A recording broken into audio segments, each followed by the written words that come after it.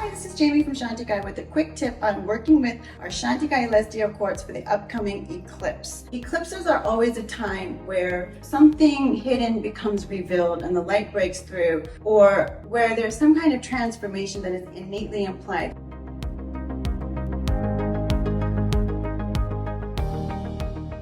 And eclipses us all, so we're left in the darkness. And then when the light comes back through, when we're liberated from the darkness, there is this symbolic process of transformation and change. And so by working with the Elestial Quartz during these times is a time where a lot can be revealed. And so harmonizing with that energy can help you awaken you and help you to see more and gain more insight and wisdom, if you will, from whatever situation is at hand. It can be really beneficial for helping you to navigate life's shifts and adjust to challenging situations.